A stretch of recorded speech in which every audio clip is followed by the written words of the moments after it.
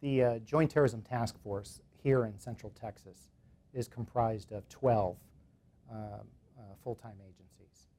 And these agencies, full-time Austin PD, Travis County, Sheriff's Office, the Department of Public Safety, those are just three of the agencies that are here full-time, work shoulder to shoulder with our agents. Joint Terrorism Task Force not only investigates acts of terrorism before they occur in significant groups that are on our radar, groups that want to affect political or social change by threatening or using violence.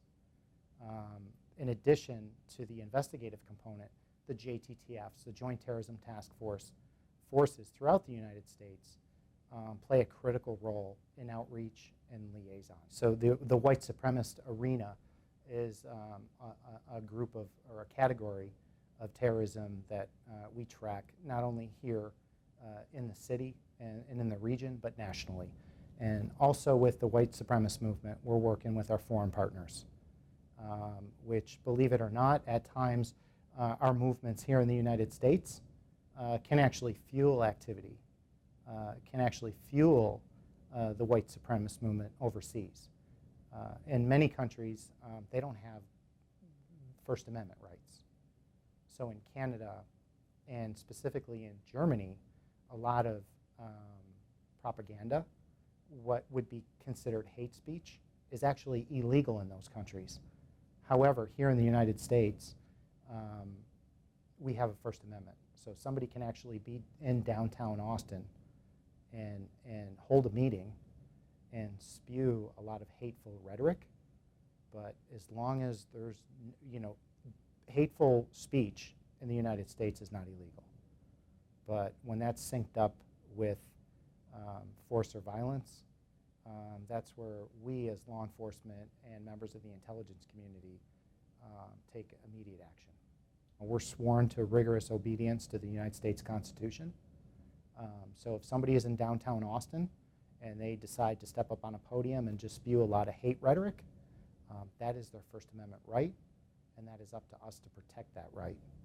However, again, if they're going to take it to the next level and they want to injure people and cause harm to society, that's a significant concern. And that's when, whether it's 20 or 50 or 100 agents could be involved in one case until we prove or disprove the threat to our society. We've gone a long time dealing with terrorism since the early 1900s. We've seen the evolution with the KKK and the dismantlement and the disruption.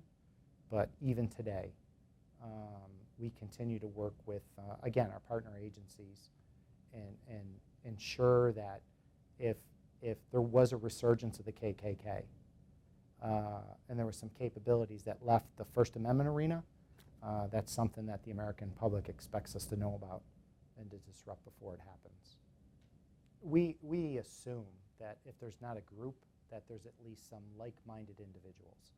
And in a city the size of Austin, it's not all that challenging for an individual anywhere in the world or anywhere throughout the United States to put up a website and actually seek to target an audience of 300 plus million Americans, or several 100,000 plus people in Austin, and maybe get the interest of one or two people and engage somebody. And usually what we've seen is, I think Theodore Roosevelt said it best, that a member of the lunatic fringe, the very, very small, infinitesimal part of society that maybe is detached, doesn't have strong family ties or ties to the community, and at times, just like gangsters, looking for a group or a gang to belong to.